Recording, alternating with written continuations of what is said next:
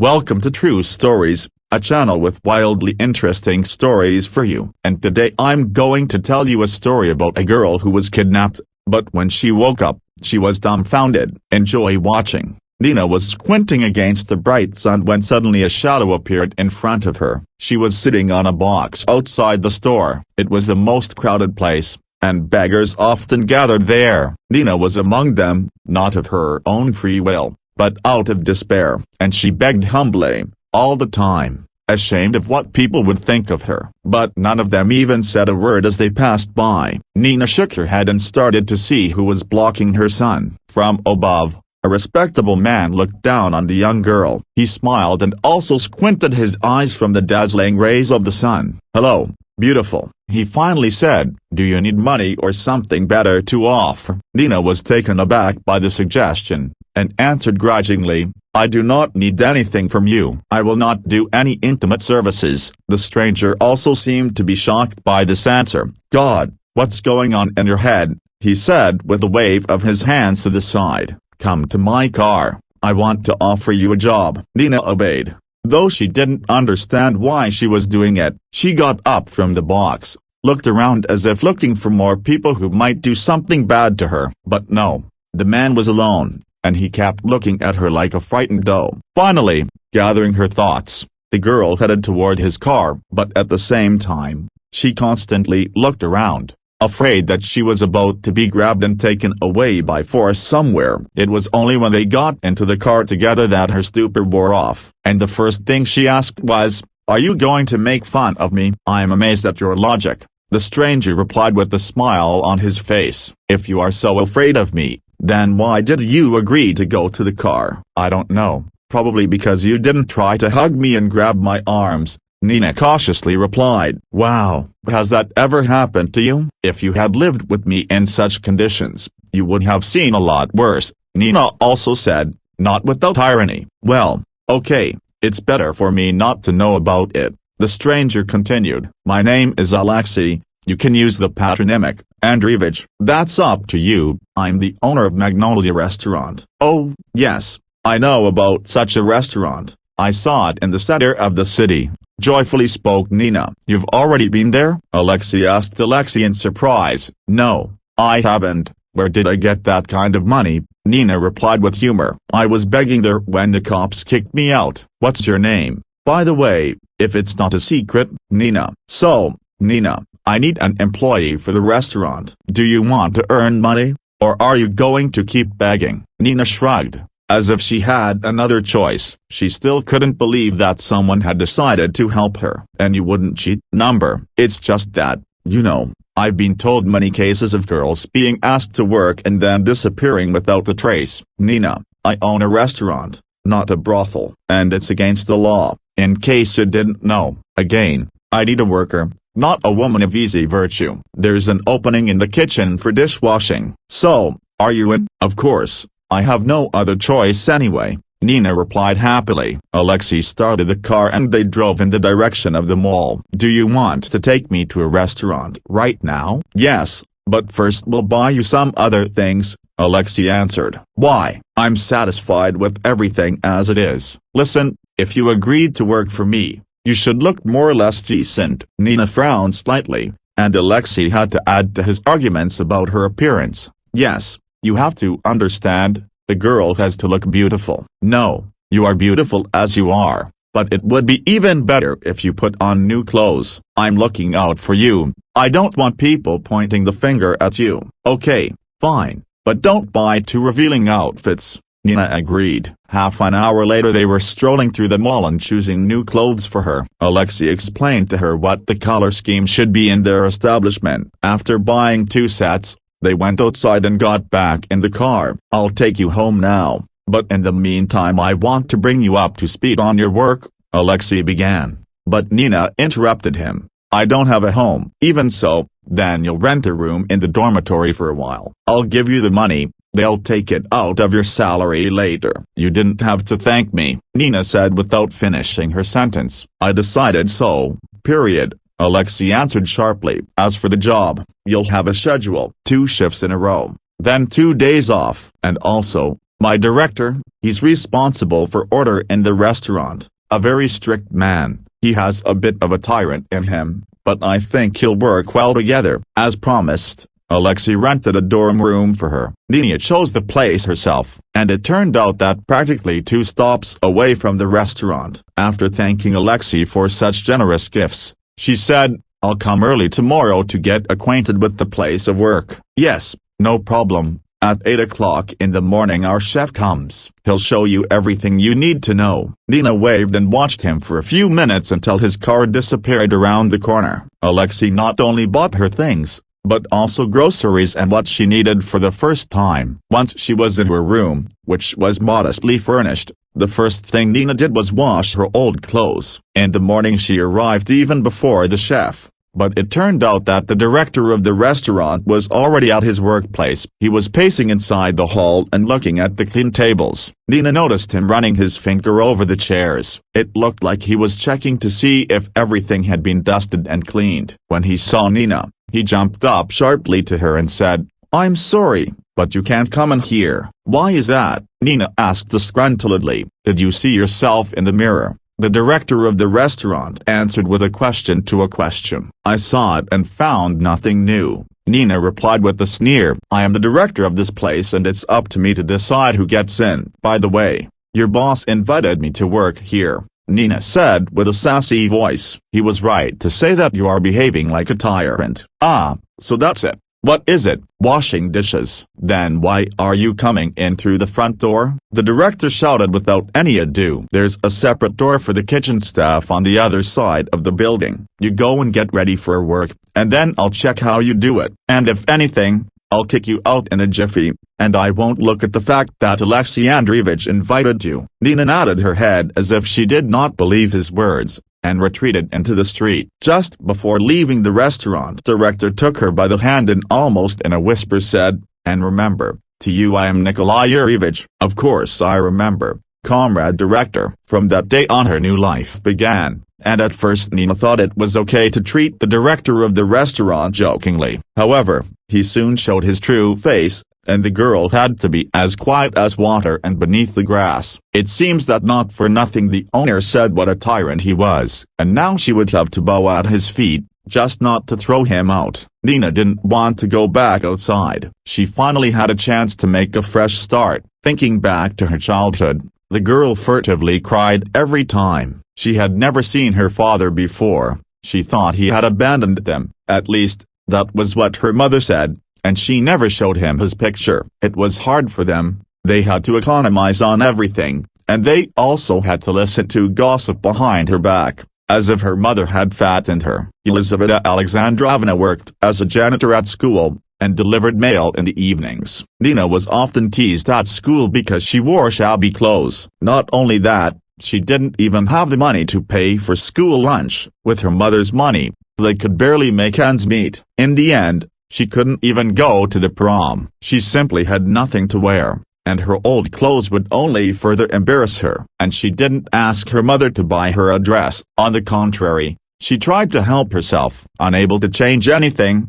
Elizabeth reassured her daughter, "Sweetheart, I'm sorry I could not buy you a dress, but I'll be sure to think of something." Toward the end of training my mother became very ill, and she was put in the hospital. Nina did the best she could. She delivered the mail for her, but there wasn't enough money anyway, because the doctors prescribed expensive medicine for her mother. They did what they could, or just made it look like treatment. Soon her mother died, and Nina was left alone without any support. They had rented accommodation, and in order to somehow support herself, the girl took a job as a saleswoman in a market stall. At first everything was going well, she got paid and was even allowed to take home some fruit. However, the owner turned out to be a shrewd trader and set poor Nina up. She herself did not realize what happened. She only came to her senses when her documents were taken away and her debt was pinned on her. Nina worked for a while, enduring the humiliation of the owner of the tent, and then she could not stand it and ran away to another city. She was afraid of being found,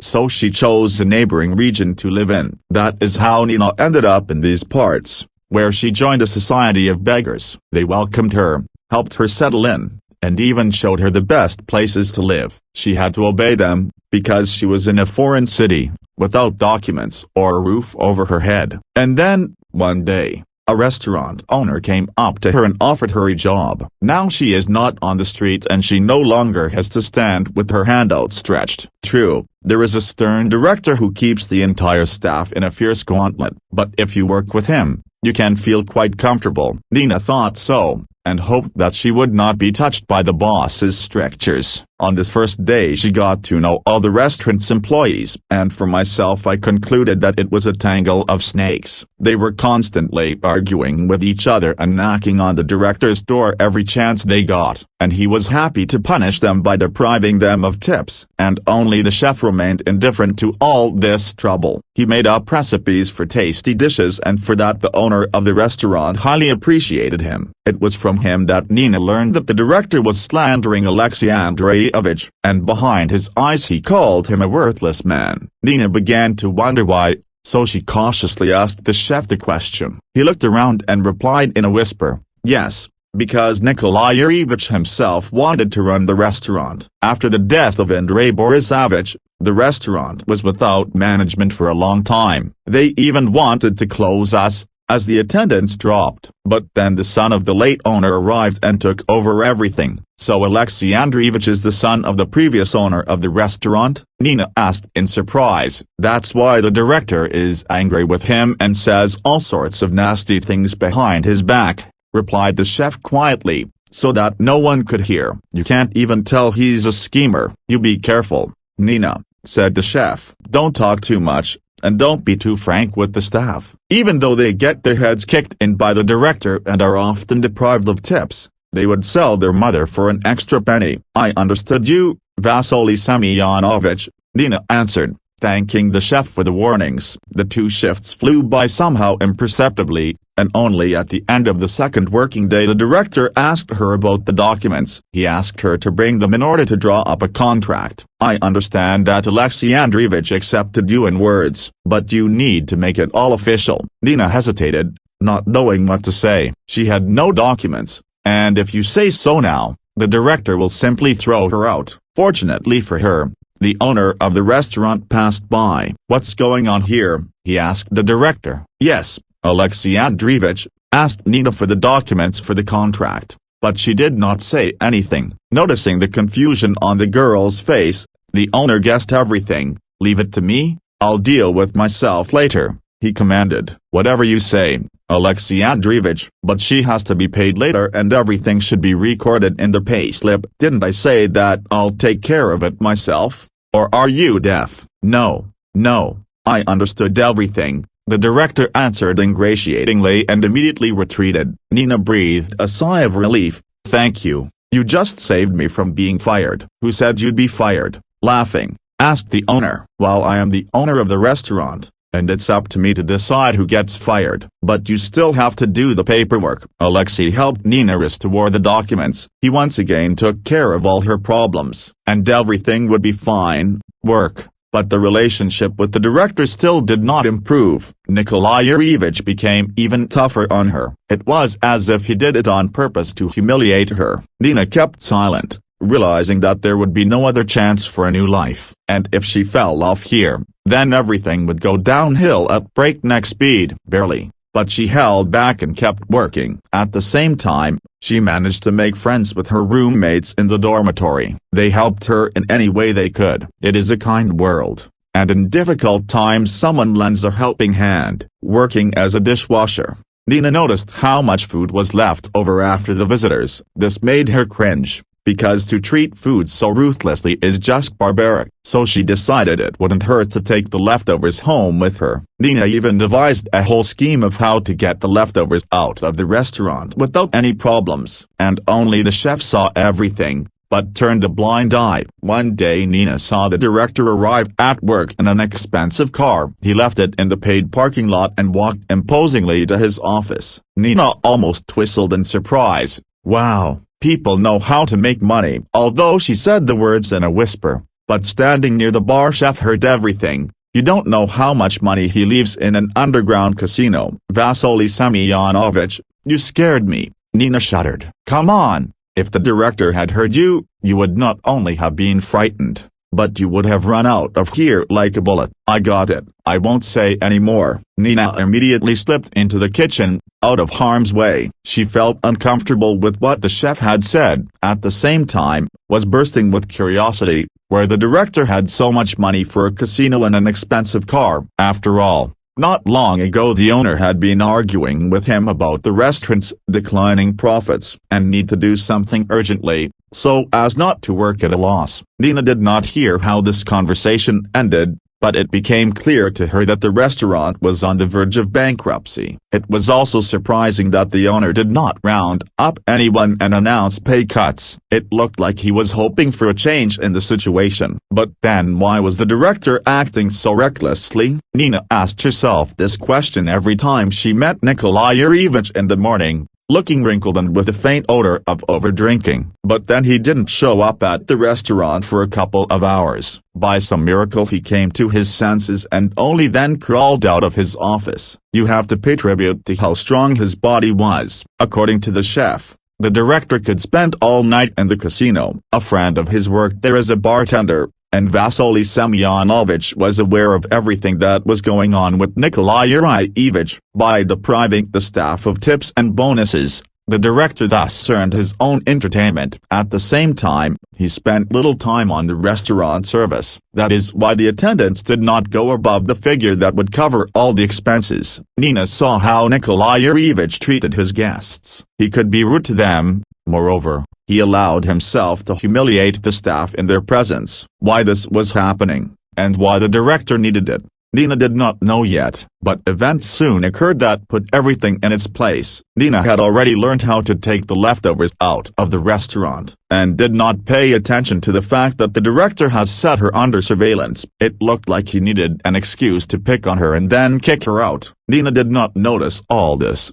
believing that she had everything under control. One evening, on her way back from her shift, she saw a little boy in dirty clothes in the street, and a mongrel dog next to him. The little dog snuggled up to his feet and shook. It was the middle of October on the calendar and the temperature could get down to 0 degrees during the day. She felt sorry for the boy and called him to her house. He looked at the stranger suspiciously and shook his head negatively. "Are you afraid of me?" Nina asked in astonishment. The boy said nothing in response, only moved farther away. Even his dog growled. "What a weirdo. You should not be afraid of me now, but of the cold. Look what's going on." Suddenly it was snowing, and that threatened to make the night even colder. The boy had to find shelter immediately so he wouldn't catch pneumonia. "Are you sure you won't do anything to me?" he finally asked. "No, and I'm not going to," Nina replied cheerfully. "Give me your hand, I'll take you to my place and feed you." Surprisingly,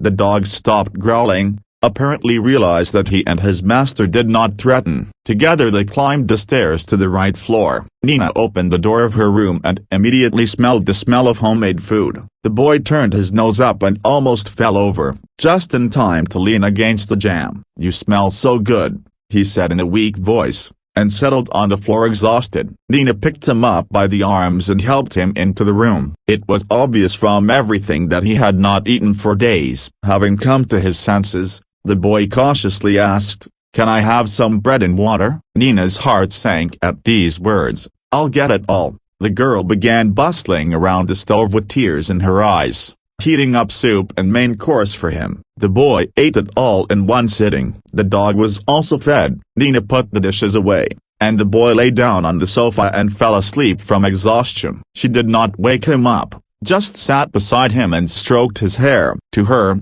the boy was like a little brother. Watching him toss and turn and furrow his brow, Nina recalled the time she had helped a neighbor take care of her son. It was at times like this that her maternal instinct kicked in, and without knowing it, Nina behaved with him as if he were her own mother. And now, letting a strange boy into the house, she was not afraid to leave him. On the contrary, she decided to take him in so he would not have to go back out on the street. He got up from the couch and got ready after a short sleep. "Where are you going? It's dark outside." "The teacher won't let me in anyway. She won't sleep for a long time." "What do you mean?" "I'm an orphan," the boy answered calmly and at ease. "Now I get it. My name is Nina. And I'm Kirill." "So you've met me, Kirill, and you can stay overnight at my place."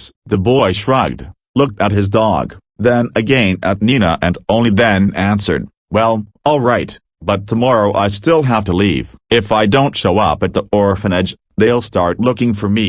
"Okay, it's a deal," said Nina. Kirill told her that this was not the first time he had run away from the orphanage. He does not like it there. He feels unwanted, the teachers pick on him over little things, and the inmates bully him. In general, they abuse the boy as much as they want, so he runs away so he doesn't have to see or hear their taunts. Nina thought back to when she was that age. She was an outcast, too. True, she lived with her mother, not in an orphanage. But when you think about it, her conditions were no better. Like Kirill, she endured humiliation, wore old clothes, and could not say a word back to her abusers. It felt as if two people with similar fates had met. Hugging Kirill, Nina cried and told a little about herself. The boy listened to her carefully and said, "You'll be fine, I'm sure of it." From that day on, Kirill became a frequent guest at her house. Sometimes he stayed overnight, and sometimes he ran back to the orphanage, and God only knew what was going on in his soul. He seemed uncomfortable in the orphanage, but he still went back there. Or maybe it was because of her. Nina tried to analyze her actions and, first of all, to understand what she was doing wrong.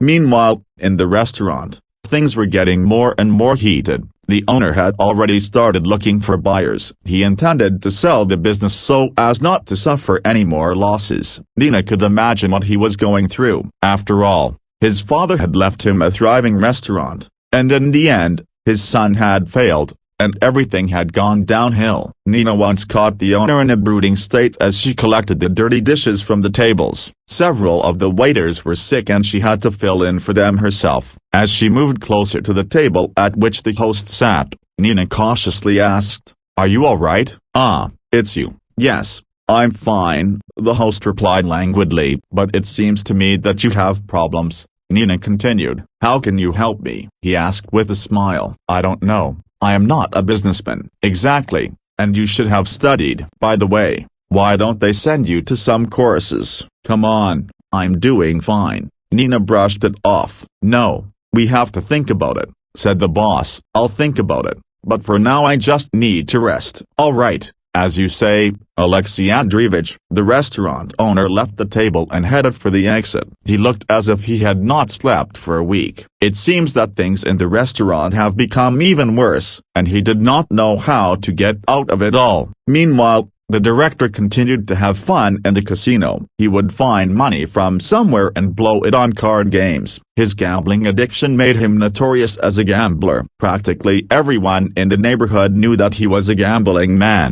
The restaurant was only a cover. This was Nikolai Yurevich's way of whitewashing himself in the eyes of those who barely knew him. As for work, he didn't care what his subordinates thought of him. He felt power over them and humiliated them in every way. The director seemed to take pleasure in making someone feel bad. Nina saw all this and even fell into disgrace often. But there was nothing she could do about it. She now had to take care of more than just herself. Kirill came into her life, a boy with a difficult fate. As he told her, his parents had burned themselves in the house when the fire broke out. They often drank and did not keep an eye on the stove. Kirill was only 6 years old at the time, and all he could think about was what to eat. Once again, when all the drunks from the neighborhood gathered in the house, his parents stoked the stove, and then, without waiting for the wood to burn, they closed the damper. Kirill was not at home at that moment. He was out walking. Everything happened instantaneously.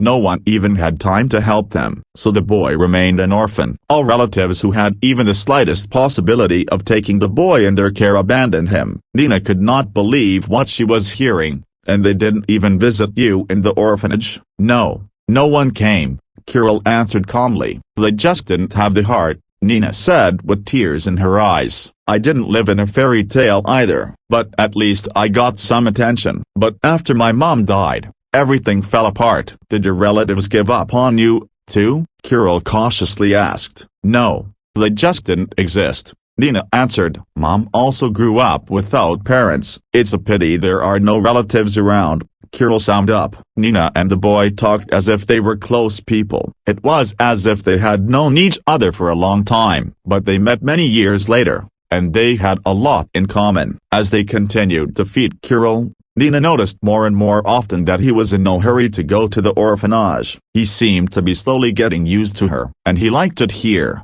because no one called him names, did not beat him, and did not take away his food. Another month passed, and the situation in the restaurant had not changed. Only the director became even more vicious. He punished me for any misbehavior. There were rumors that the owner had cut his salary, and there wasn't enough money for entertainment, so he robbed his own employees, so he could afford to go to the joints and drive around in his expensive car. The employees continued to work in the restaurant and kept quiet because they had nowhere else to go. Nina was still sneaking leftovers out of the restaurant, but she did not know that the owner had decided to install a hidden camera. He was tired of suffering losses, and thus Alexei wanted to know what was going on behind his back. He suspected that some of the director's profits were being withheld and not fully reported to him. True, these were only guesses, they had to be either confirmed or disproved. Nikolai Yurievich sensed danger and also began to move. He looked for moments to underestimate the restaurant workers' pay, and tips were not given at all.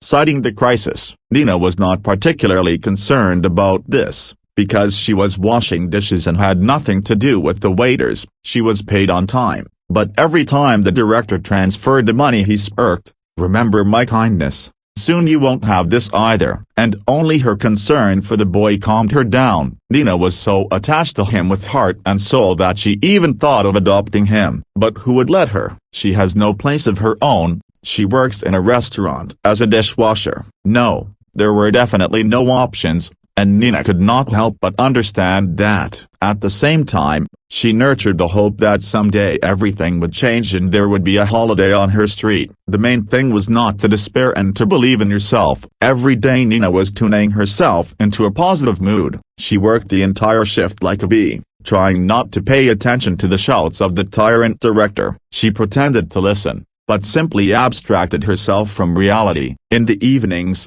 when the two of them sat at the table, Nina would tell Kirill how her day at work had gone, and he wondered how she put up with it all. "I have to, because I have no other job," Nina said. "So tell everything to the director, so he doesn't pick on you," the boy suggested naively and childishly. "I can't. I'll end up on the street even faster. Who will pay the rent and buy us groceries?" "I can get a job," Kirill said in all seriousness. "No, that's completely out of the question." Nina shook her head. "You're still small and you need to learn." Kirill tried to stand his ground, but Nina assured him that it was too early to think about it. "When he grows up, then he can look for a job." The boy wanted to help, but didn't know how to do it, so he suggested the most ridiculous, at first glance, ideas. He also had a soft spot for Nina and thought of her as an older sister, and maybe even a mother, but he didn't say it out loud.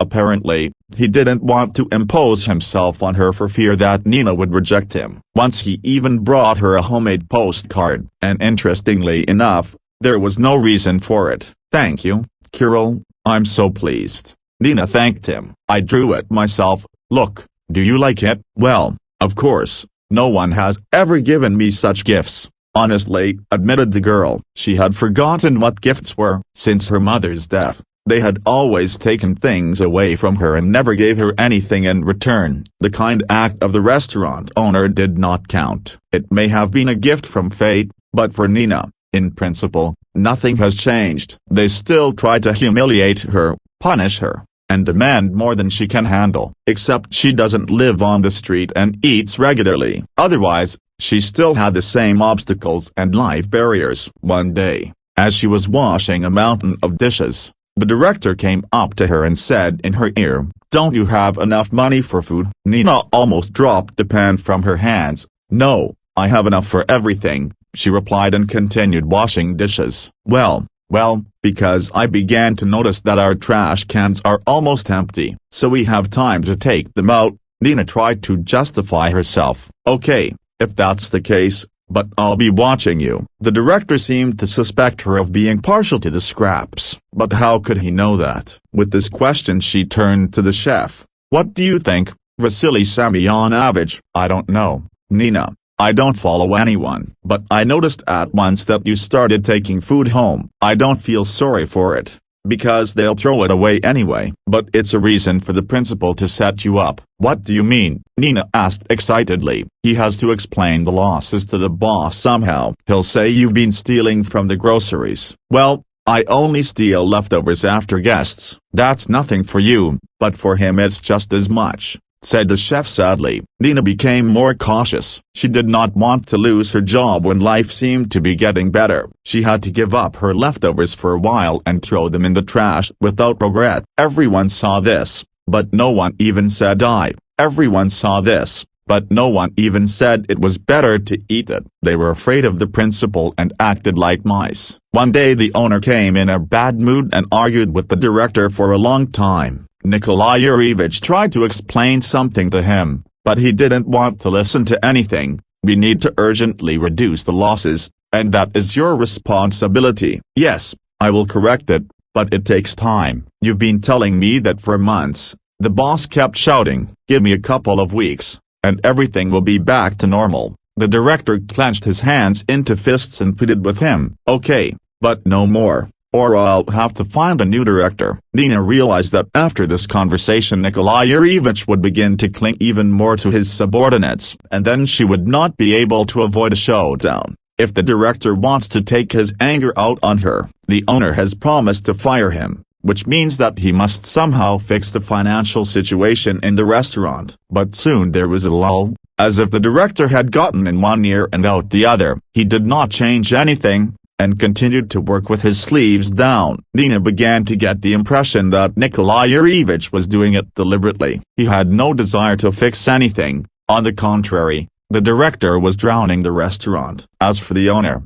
it turned out recently that his beloved girlfriend betrayed him. So he swore that day, cursing everything in the world. But soon the calm was replaced by trouble from the orphanage. The neighbors complained to the precinct officer that a strange boy was living there, especially since he was seen on the street, asking for money. The policeman checked the information and it turned out that this was their child. After that Nina was attacked. "Why do you bring a stranger's child, and why do you give him false hopes?" In general, she was forbidden to let Kirill in her room under pain of being kicked out. The boy stopped showing up at her house, and it seems that the orphanage has taken a firm hold of him as well. But he still managed to come to see his benefactress. Nina's heart was literally torn apart. She wanted to help him sincerely, but she was forbidden, and she decided to tell Kirill everything honestly. "You see, I do not have my own place, and if you want to stay with me, you'll have to migrate from place to place."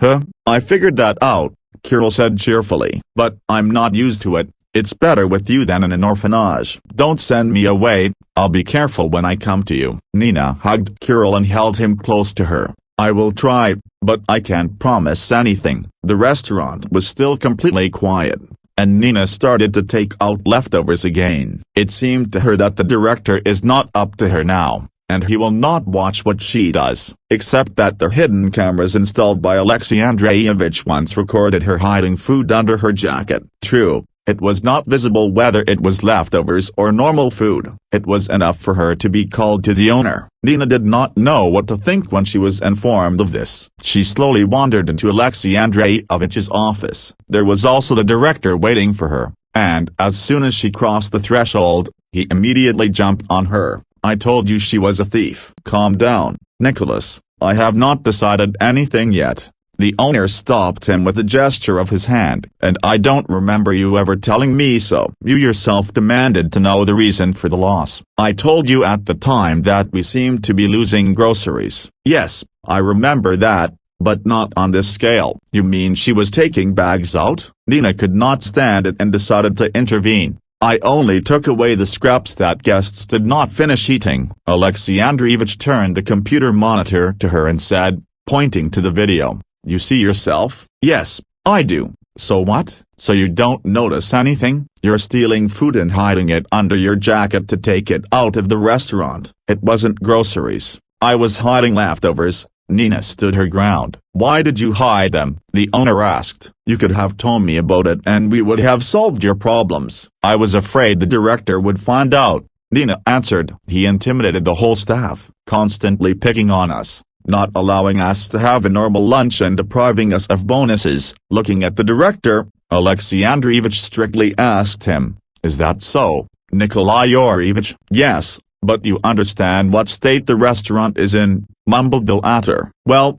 I'll take care of that later," summed up the host. "And with you, Nina, we have to say goodbye. I understand that you may be, and took the scraps, but it is theft, and I will not tolerate thieves in my restaurant, no matter who they are, and no matter what reasons they have to do it." Nina lowered her head guiltily and asked quietly, "I'm fired?" "Yes, only with 2 weeks off." "Alexei Andreevich," intervened the director, "why torture her so long? Let her work a couple of days and then quit. Surely Nina Petrovna has another job, and she can't wait to go there." Now that was a real sneer on his part. Nina wanted to tell him why she was doing it, but she didn't. They wouldn't understand anyway, and she wasn't going to try to explain herself in front of them. The director opened the door in front of her and with a grin on his face said, "Good day, Nina Petrovna." The shift ended, and the girl went home. She felt as if she had been doused with cold water. No sooner had she got used to the good life than she was thrown out on the street again, all for taking leftovers out of the restaurant. She wasn't treated fairly,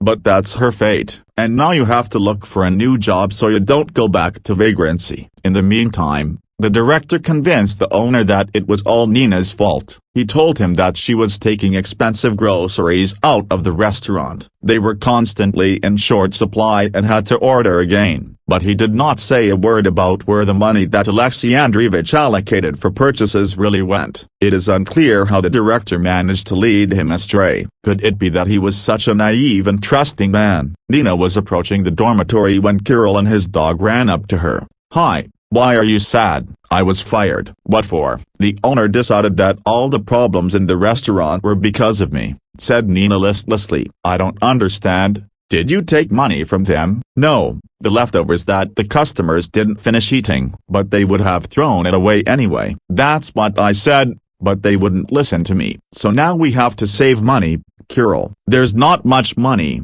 enough for a week. And then we'll have to eat whole year." You'd think the boy would have left because Nina was in trouble. But no, he stayed and promised to help. Except, what would he do at his age? And Nina suddenly thought that Kirill would go begging to get them food. She could not let that happen, and she had to think of something urgently. She decided to use the couple of days she had been given as time off work for her own purposes. Nina was counting on the fact that the owner would change his mind and refuse to fire her. A shaky hope, but she simply had no other way. As for the staff, none of them even sympathized. Only the chef offered to help. "Listen, my friend has a small canteen. They need an assistant in the kitchen." "You're so kind to me, Vasily Semyonovich," Nina thanked him. "How could it be otherwise?" He stroked her hair. "Like a father. For all this time you were almost like a daughter to me." Nina had not expected the chef to be so frank, and tears gushed from her eyes.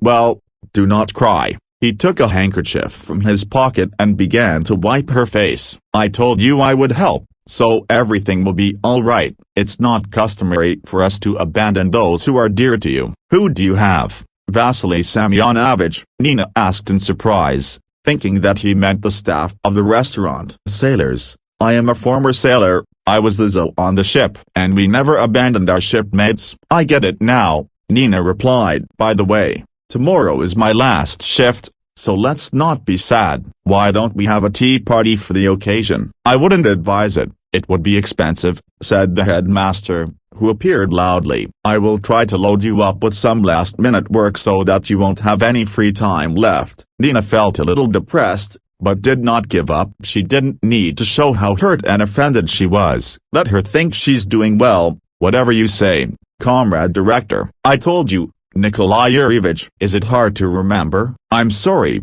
but it's too long a title, and a lot of honor." The director didn't answer anything, slammed the door and left the kitchen. "That's a good one, Nina," said the chef with a smile on his face. "That's the way to defend your honor." "What about you, Vasily Semyonovich? What about me? Are you going to work under this tyrant's oppression?" "I have 3 years left until my retirement, I'll bear it somehow," replied the chef with sadness in his voice. "Of course, it's a pity that you will have to suffer for 3 years. It's alright. I've been in this restaurant since it was founded, and there were so many directors before him that I can't count them all." Alexei's father was quick to change them if they didn't do well. He knew what to do in such cases. "Why then wouldn't Alexei Andreevich change the director?" Nina asked. "I don't know about that, my daughter," replied the chef. Nina did not ask him any more questions. It was clear that the owner is in the dark, and the director manipulates him. Meanwhile,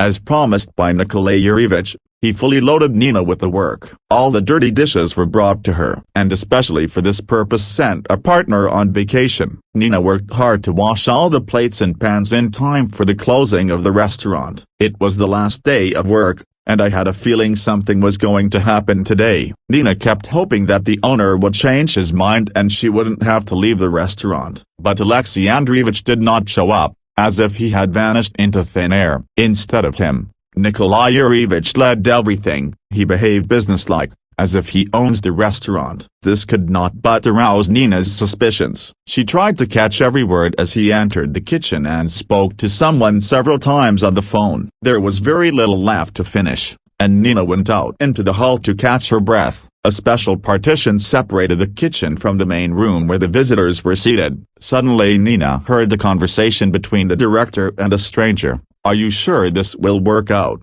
sounded the voice of Nikolai Yurievich. "You're insulting. I've thought of everything. I just need to eliminate him," replied the stranger. "To think of another plan to get rid of a competitor," continued the director. "Alexei can't cope with the business, and you could combine your restaurant and our Magnolia. What do you think? Is that an interesting proposal?" "I think so, yes," was the reply. "I mean, we're almost neighbors, and my restaurant is going to blossom. And let's drink to the success of our business." The director put a bottle on the table, which Nina could tell by the distinctive clatter. Then the glasses clinked, and they wished each other good luck. It looked like a bad combination was being hatched against the host, and as she understood it, it was the intrigue of her rivals. It was more likely that the stranger was the owner of the neighboring restaurant. Nina had passed by it many times, but there weren't many customers. They were all going to Magnolia, and most likely, the owner decided to eliminate Alexei from the road to take over this niche. Something had to be done urgently,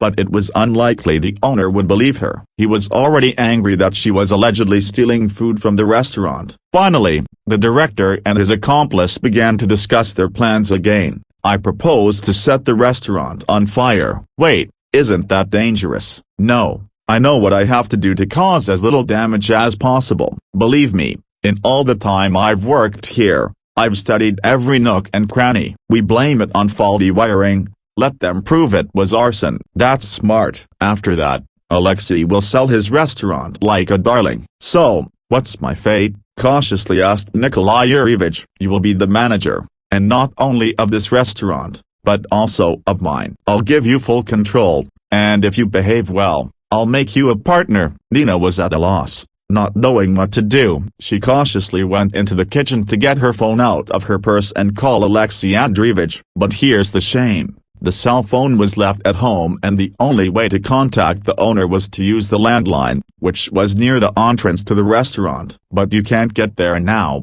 those conspirators are still sitting there in the hall. Nina decided on a desperate step and began to gather herself. Suddenly a pan fell on the floor. At the noise came the director. "Are you still here?" "Where else would I be?" Nina replied calmly. "You yourself forced me to wash a mountain of dishes on the last day." "That's enough. You can go and say thank you that I haven't thought of a job for you yet." "But what about those nice pots and pans?" Nina showed her hand to two large containers. "No need, leave it. Tomorrow the shift woman will come and finish everything." "Go on, I have to close the restaurant." Nina was stalling as best she could, but she couldn't do anything. She had to obey and go outside. Clutching her head, she wandered toward the bench. Thoughts kept alternating in her head. "I need to call Alexei. I need to find the phone. Oh God, what will happen to the restaurant?" And while she was pondering, The conspirators organized a fire inside. Having turned off the fire alarm in advance, they quickly got into a car and drove off. A few minutes later, smoke billowed thickly from the restaurant. Nina hoped to the last that it was just a joke, and they would never burn it down. But no, it turned out to be true, and she had no choice but to rush to put out the fire herself. Not thinking about getting hurt, she shattered the glass and ran inside. The opening of the door to fresh air only increased the flames, and they spread even farther. There weren't enough fire extinguishers in the restaurant, so she grabbed the first one she could find. In a panic, Nina opened the bolt and pointed the hose at the flames. The siren of an approaching fire truck could be heard. The acrid smoke was spreading at breakneck speed, and Nina was thoroughly inhaling it. Her head immediately became foggy, her eyes blurred, and she fell down. She could not see what happened next, because she lost consciousness. As it turned out, she had not only inhaled smoke, but also suffered burns. The firefighters managed to pull her out of the fire at the last moment. An ambulance arrived and took Nina to the burn center. All that time she was under medical supervision, and only towards evening did the restaurant owner himself arrive, but not alone, but with Kirill. "Excuse me, Nina, I did not know for whom you were taking food out of the restaurant," apologized Alexei. "You wouldn't have known if it hadn't been for the fire," Nina replied, barely moving her lips. "I wanted to tell you then, but you wouldn't even listen." "I'm sorry." "I'm very sorry to you," said the boss. "If I had known that you were feeding this boy, I would have helped myself." "I wonder how you found him?" Nina asked. "He didn't find me, I found him," Kirill answered. "I came to the restaurant. I wanted to see where you were working." "Is that all?" "No. I also wanted to talk to your boss so he wouldn't fire you." "And did you?" Nina asked again with a smile. "I didn't have time, because two guys jumped out of the restaurant, and I got scared." "I don't understand. What's going on here and why there was a fire?" Alexei joined the conversation. "Nina, everything was fine. You were working the last shift and nothing foretold trouble." The girl asked if they could help her stand up a little. Alexei adjusted the pillow, and Kirill sat down next to her so she could lean on him. "That's right,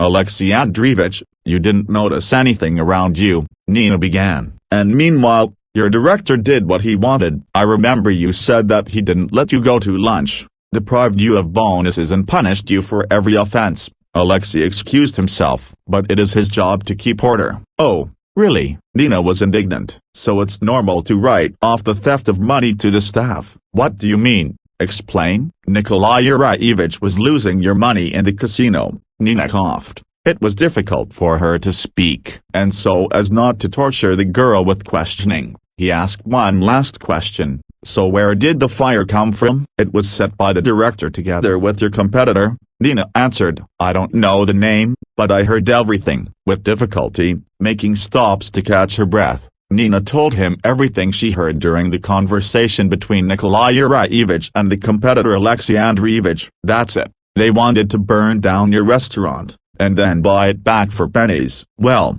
that's it. He's finished." Alexei was furious. "It's about time. Your dad, may he rest in peace, was quicker about it." "I don't understand." "What's my father got to do with it?" "The chef told me everything. He had a lot of respect for your father." After that, Alexei called the police and told them who set fire to the restaurant. The simulated wiring didn't help, and the firefighters immediately determined that human error was to blame. They even found the seat of the fire, which is where most of the gasoline was spilled. A few hours later Nikolai Yurievich and the second arsonist were detained. They were quietly having fun in the casino, unaware that they were already being sought, and even when they ended up in the cell, the former director of the restaurant asserted that he had nothing to do with it. "I don't know why I was detained at all. This is some kind of outrage. He was batting his innocent eyes." "Ask Alexei Andreevich, he will confirm my reputation." The second conspirator,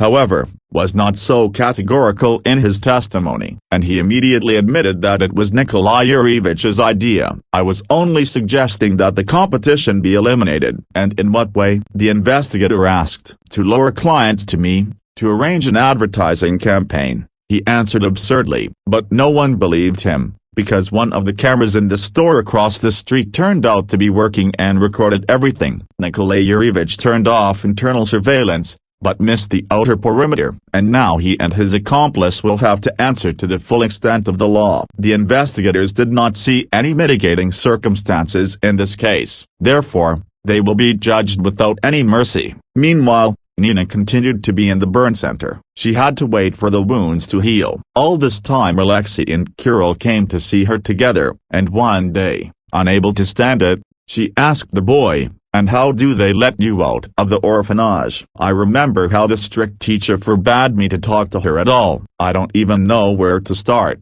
Kirill hesitated. "And you tell it like it is, and I'd accept it," Nina replied. "You wanted to adopt me, didn't you?" "Well, yes, but the orphanage did not agree. They said that I had no place of my own and that my job was a pittance for bread and water. They changed their minds and let me stay with Alexei Andreevich." "But how? What did you tell them?" Nina asked in surprise. "You will find out about that when you are discharged from the hospital," Alexei answered enigmatically. "Well, all right, but promise me that it will not be a shock for me. I'm so used to Kirill." "I promise that there will be no shock, and thank you for saving the restaurant." "No, I just broke a window and drew attention." "That's what saved the restaurant. It was damaged by the fire, but it can be rebuilt." "What about the people who set it on fire?" "They've already been detained by the police and are giving statements." "Has Nikolai Yurievich confessed to everything?" "Almost," Alexei answered evasively. "At first he didn't want to confess to the arson. He said it was his old wiring. He even implicated you, saying that you forgot to turn off the electric stove in the kitchen." "I never went near it,"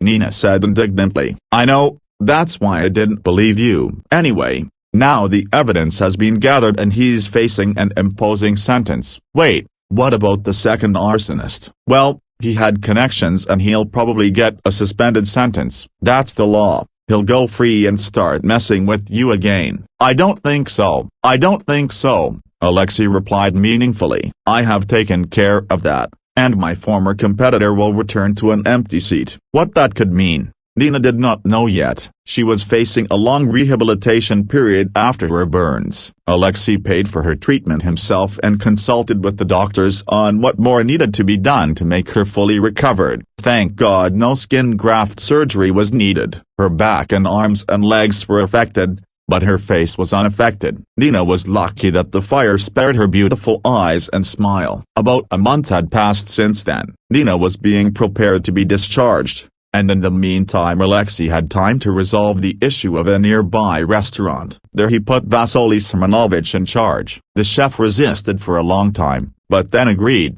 only on the condition that his acquaintance would work in the kitchen instead of him, the same person to whom he wanted to recommend Nina, so she did not have to change jobs. Alexei met Nina from the clinic in a fancy car and with a large bouquet of scarlet roses. "It's all for you." "Frankly, I'm flattered," Nina replied embarrassed. "But that's not all." He got down on one knee and continued, "I want to make you an offer." "I don't know what to say," said Nina. "But I agree." That same day Alexei took her to his home, and there Nina saw a beautifully decorated children's room. "That's the surprise I didn't tell you about. They let us adopt Kirill." "What do you mean? We're not husband and wife." "I told them we were getting married. It's just a tragedy happened and we're gonna have to wait a while." "So you had it all planned in advance?" Nina asked, smiling. "Of course, because I only want to be with you." Nina realized that Alexei had fallen in love with her like a young schoolboy. But that was no wonder, since she could never hide her feelings. It was not for nothing that he came up to her and offered her a job. And as for his girlfriend, they were on the verge of breaking up. She had stopped appreciating him and had allowed herself to openly disregard his feelings. So there was a treacherous breakup. Alexei took it hard, but then realized that life did not stop there. Having proposed to Nina, he was going to start from scratch. "Similar to me when I came to this city," Nina remarked. "I had a bad feeling, too. I thought that I would never be able to come to my senses again." Alexei joyfully offered her the position of administrator in the restaurant. "You will keep order?" "Yeah, like Nikolai Yurievich used to." "No, much better, especially since I decided to change the entire staff. You know, I didn't like the way they stood up for their former boss and threw mud at you. I mean, when they accused me of stealing food. Yes, that was the day. I was just shocked," Alexei answered. Nina accepted his offer to become an administrator. Together they visited the Board of Trustees department, and there she made a strong argument for why they could entrust Kirill to them, especially since the boy was willing to live with them. After a brief meeting, the Board of Trustees approved the transfer of Kirill to Nina and Alexei, and they promised that they would do everything possible to make him comfortable. A month later they got married and had a very grand wedding. They celebrated in Magnolia, but there wasn't enough room and they had to serve food in a second restaurant. Nina was happy that Vasily Simonovich was now the manager. They got along well with the new chef, and thanks to his delicious dishes, attendance at the restaurant increased. When the time was right, the three of them took a trip to Nina's hometown. She wanted to visit her mother's grave a long time ago. Alexei stared at the blackened wooden cross for a long time, and decided that it is necessary to put a monument. Nina thanked him for his support. She didn't expect him to be so sensitive. "This is a tribute to the man who gave life to such a beautiful woman," Alexei said without any flattery. And this sincerity so stirred Nina that she cried right in the cemetery. The same day he arranged with the ritual salon,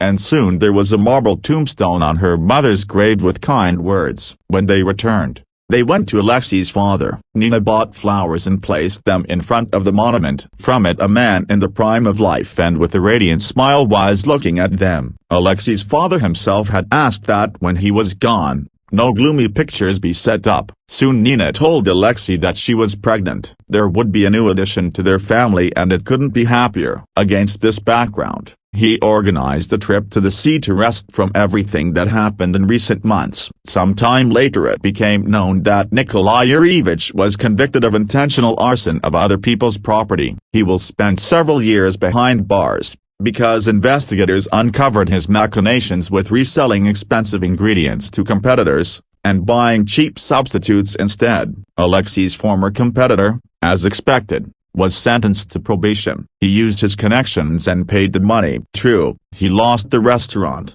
He had to sell it for next to nothing to buy his freedom. Finally, the rough edges in Nina's life were over.